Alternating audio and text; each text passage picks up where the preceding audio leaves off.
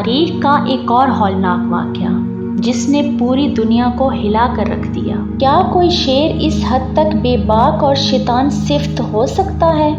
1998 ساووں کے خون خوار آدم خوروں نے 9 ماہ تک خون ریزی کر کے جو دہشت پھیلائی تھی، اس کی ہولناکیوں کو دنیا ابھی تک بھلا بھی نہ پائی تھی کہ 1991 میں زمبابوے کے ایک گاؤں مفوی میں ایک ایسا واقعہ رونما ہوا جس نے ایک بار پھر دنیا کو خوفزدہ کر کے رکھ دیا۔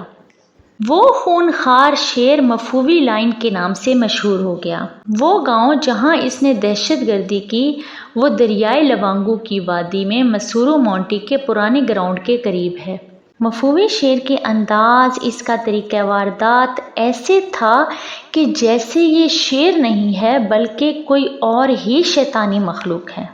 اس نے جو پہلا حملہ کیا وہ 2 لڑکوں پر کیا جو رات کو سڑک پر جا رہے تھے۔ ایک لڑکا بھاگ کر جان بچانے میں کامیاب ہو گیا اور وہ رینجرز کو بلا کر جب تک اس موقع کی جگہ پر پہنچا اس وقت تک وہاں کچھ بھی نہیں بچا تھا سوائے اس لڑکے کے لباس کے چند ٹکڑوں کے اور اس کی کھوپڑی کا تھوڑا سا حصہ ملا۔ دوسرا حملہ اس نے گاؤں کے کنارے پر بنے ایک گھر میں کیا۔ یہ شیر دروازہ توڑ کر گھر میں داخل ہو گیا۔ یہ پہلا موقع تھا کہ شیر دروازہ توڑ کر کسی کے گھر میں انسان کا شکار کرنے کے لیے داخل ہوا ہے۔ اس کی اس قسم کی حرکات نے لوگوں کو اور بھی زیادہ خوفزدہ کر دیا۔ اس لڑکی کا بھی اس پہلے لڑکے کی طرح سوائے لباس کے اور کچھ بھی نہ ملا۔ تیسرا حملہ اس نے ایک لڑکے پر کیا جو لڑکا اپنے دوست سے ملنے کے لیے اس کے گھر جا رہا تھا۔ راستے میں سڑک پر اس نے اس پر حملہ کیا۔ اس وقت تو اس لڑکے کو بچا لیا گیا لیکن زخم اس قدر گہرے تھے کہ وہ زخموں کی تاب نہ لاتے ہوئے چند دنوں میں وہ چل بسا۔ چوتھا حملہ ایک گھر میں کیا جس میں 3 بچے رہتے تھے۔ 2 بچوں کو اس نے موقع پر ہی کھا لیا اور تیسرے بچے کو صرف زخمی کیا اور اسے بچا لیا گیا۔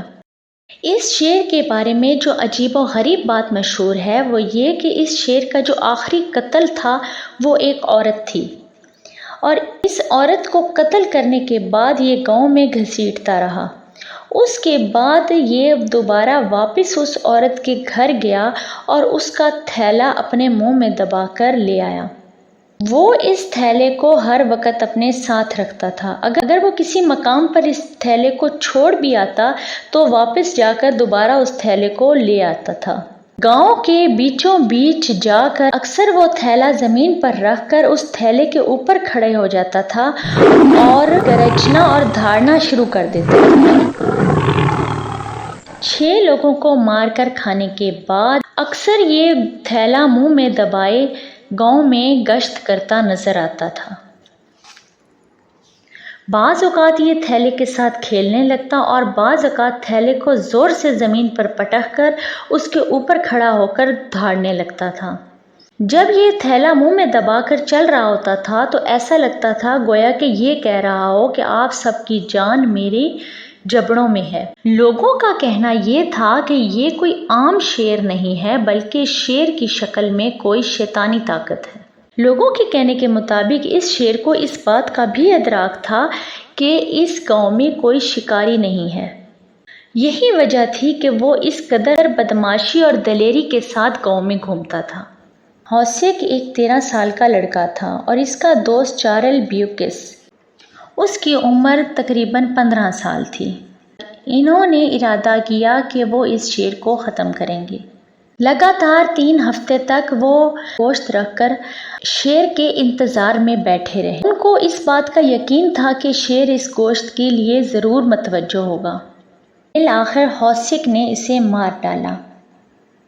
شیر کی موت پر پورا گاؤں باہر نکل آیا تاکہ اس کی لاش پر تھوک سکیں اور لاٹھیاں برسا کر اپنا غصہ نکال سکیں۔ اس شیر کے بارے میں یہ عجیب و غریب جو باتیں ہیں اس نے اس کو مافوق الفطرت چیز بنا دیا۔ آدم خور شیروں میں یہ سب سے بڑا شیر تھا۔ یہ 10 فٹ لمبا اور 500 پاؤنڈ وزنی شیر تھا۔ ہوسیک نے اس کی کھال کو field museum of natural history کو فری میں دے دیا۔ تاکہ لوگ 13 سالہ ہوسک کی بہادری کو یاد رکھیں۔ یہ شیر آج بھی فیلڈ میوزیم میں موجود ہے اور اس کا وہ تھیلا بھی وہاں اس کے پاس موجود ہے۔